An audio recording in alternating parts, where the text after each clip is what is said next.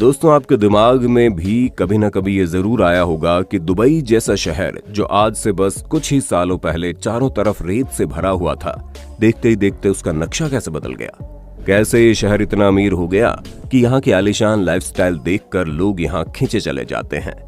अब दुबई के इतने अमीर होने के पीछे कई लोगों को यहाँ मौजूद तेल की खदान एक बड़ी वजह लगती है, और अगर आप भी उन्हीं में से एक है तो भाई साहब आपने बिल्कुल सही वीडियो पर क्लिक किया है, क्योंकि आज हम दुबई के अमीर होने के पीछे के उस राज से पर्दा उठाने वाले हैं जिसके बारे में जानकर आपके होश उड़ जाएंगे।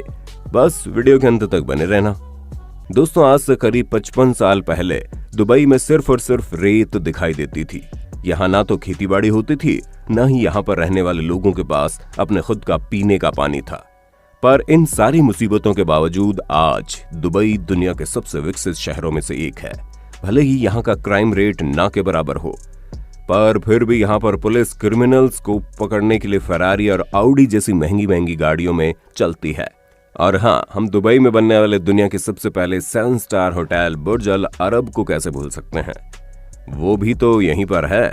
बाकी दुनिया की सबसे ऊंची इमारत बुर्ज खलीफा से लेकर यहाँ रहने वाले शेख नवाब द्वारा पैसे को पानी की तरह बहाना, ये सब कुछ आपको सिर्फ और सिर्फ दुबई में ही देखने को मिलेगा। पर इन सब के पीछे सवाल ये आता है कि आखिर दुबई के पास इतना सारा पैसा आया तो आया कहां से। अब इस चीज को जानने के लिए आपको आज से 55 साल पीछे चलना पड़ेगा, यानी कि साल 1966 में, क्योंकि यही वो साल था जब दुबई में पहली बार तेल की खोज हुई थी। और इसके ठीक 3 साल बाद 1969 दुबई ने तेल का निर्यात शुरू कर दिया। और आप यकीन नहीं मानेंगे, इनका पहला ही शिपमेंट 1,80,000 बैरल्स का था। साल 1971 में दुबई यूनाइटेड अरब अमीरात यानी यूएई का हिस्सा बना। अब जिन लोगों को ना पता हो उन्हें बता दें कि यूएई में 7 सल्तनत है, जिसमें Dubai, Abu Dhabi, Sharjah, Ajman, Fujairah, Umm al Quwain और रसल खामे शामिल है। दोस्तों, यूनाइटेड अरब अमीरात से मिलने के बाद दुबई की पावर और ज्यादा बढ़ गई, पर अभी तो असली जादू होना बाकी था।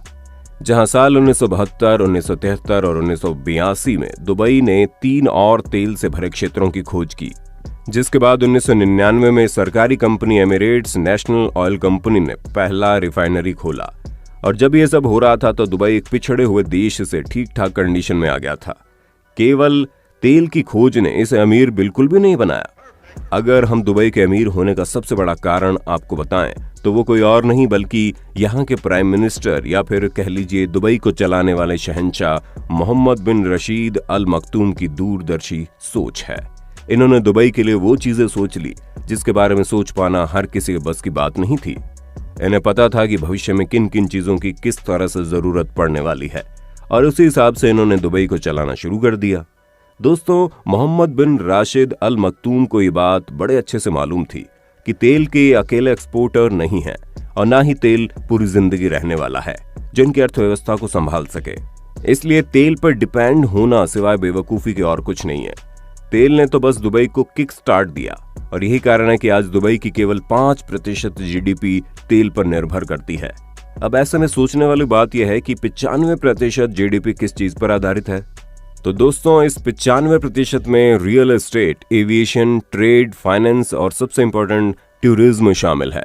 दुबई के निर्माण में सबसे ज्यादा मुश्किल इस बात में आई कि दुबई कच्ची जमीन पर स्थित है, और कच्ची जमीन पर बिल्डिंग्स बनाना तकरीबन असंभव सा है।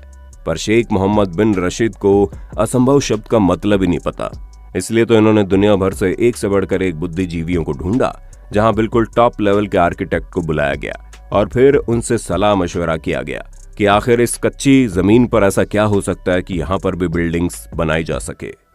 अब दुनिया के पावरफुल और नॉलेजेबल लोगों की मदद से ये इमारतें बनाने में तो सफल हो गए, लेकिन इतनी ऊंची ऊंची इमारतों को बनाने के लिए पानी की जरूरत थी, और दुबई का हाल तो आप जानते ही हैं कि हर तरफ सूखा पड़ा है। इसी पर गौर करते हुए शेख के दिमाग में ख्याल आया, और फिर इन्होंने एक्सपर्ट से ये पूछा कि ईस्टर्न रेंज के पहाड़ों के बीच जो वैली है वो अपने आप कैसे बनी। और तब जाकर उन एक्सपर्ट्स ने बताया कि लाखों साल पहले यहाँ पर पानी बहता होगा, और पानी के बहाव ने ही पहाड़ों के बीच में घाटी बनाई होगी।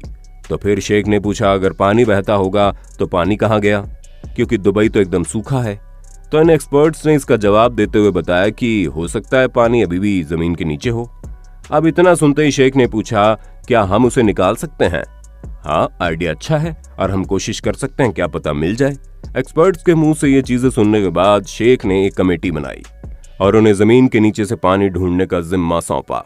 जब उन्होंने खुदाई का काम शुरू किया तो ये पता चला आज भी कुछ किलोमीटर नीचे पानी रेत के नीचे दबा हुआ है। बस ये पता चलने की देर थी, फिर क्या था, एडवांस टेक्नोलॉजी की मदद से पानी को बाहर निकाला गया। दुबई को ये बात बड़े अच्छे से पता थी कि उनके पास पैसा और पावर दोनों है, लेकिन एक शानदार दुबई को बनाने के लिए उन्हें बस कुछ एक्सपर्ट्स की मदद लेनी होगी और इन्होंने ऐसा ही किया। अपनी कल्पना वाला दुबई बनाने के लिए इन्होंने कई बुद्धिजीवियों से सलाह मशवरा करके हर वो चीज बनाई जो दुबई को बाकी शहरों से अलग करती है।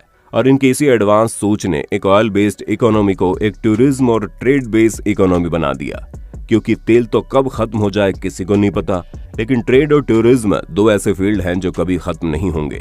और यही कारण था कि शेख ने शुरुआत में ही ये बात ठान रखी थी कि दुबई में जो भी चीजें बनेंगी वो दुनिया में सबसे बेहतर और सबसे बड़ी बनेंगी, जिसका सबसे बड़ा उदाहरण आप दुबई की कच्ची जमीन पर बनी दुनिया की सबसे बड़ी इमारत बुर्ज खलीफा के रूप में देख सकते हैं।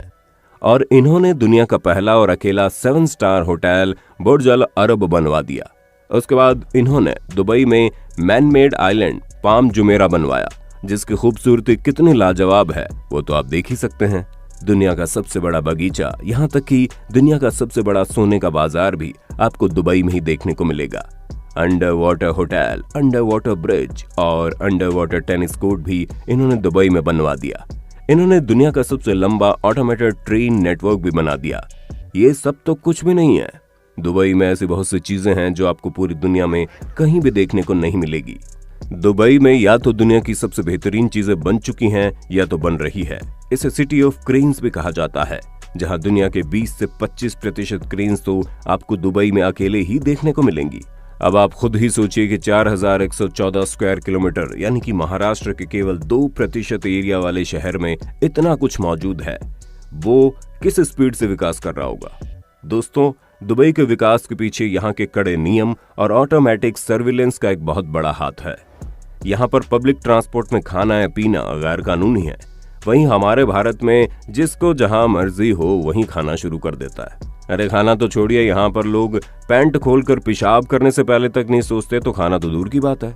दोस्तों, दुबई में गंदी गाड़ी रखना गैर कानूनी है। अगर आप यहाँ पर अपनी गाड़ी साफ नहीं करते हैं तो आपके अकाउंट से अपने आप ही पैसे कट जाएंगे। सिर्फ इतना ही नहीं, गलत तरीके से गाड़ी धुलना भी दुबई में अपराध माना जाता है, क्योंकि गंदा पानी सड़कों और नालों को प्रदूषित करता है। दोस्तों, दुबई का क्राइम रेट बहुत ही कम है, क्योंकि यहाँ पर सजा तुरंत तो सुनाई जाती है, ना कि सालों तक कोर्ट के चक्कर लगवाए जाते हैं। इसीलिए किसी भी मुजरिम के दिमाग में जुर्म करने का ख्याल आता ही नहीं, और अगर कोई गलती से जुर्म करने की कोशिश भी करे तो उसे पकड़ने के लिए यहाँ की पुलिस के पास सुपर फास्ट गाड़ियां मौजूद हैं, जिनकी मदद से मुजरिम को रंगे हाथ पकड़ा जा सकता है। वैसे यहाँ पर स्मार्ट पुलिस स्टेशन भी बनाए गए हैं, जहाँ कोई पुलिस वाला तो नहीं है, लेकिन मशीनें लगाई गई हैं, जहाँ आप मशीनों की मदद से किसी भी क्राइम की रिपोर्ट दर्ज करवा सकते हैं। दोस्तों, दुबई ने स्मार्ट सर्विलेंस भी लागू किया है, जिससे आप कोई भी नियम तोड़ते हैं तो आपके बैंक अकाउंट से पैसा कट जाएगा। दुबई में इतना कुछ होने के बावजूद यहाँ के प्राइम मिनिस्टर को चैन नहीं आया, तभी तो यहाँ अब अलादीन की कहानी पर बेस्ड अलादीन सिटी बनने जा रही है। उसके अलावा यहाँ पर बॉलीवुड थीम पार्क भी बनने जा रहा है, और ऐसे बहुत से प्रोजेक्ट दुबई में अब बनने वाले हैं जिसे देख दुनिया चौंक जाएगी।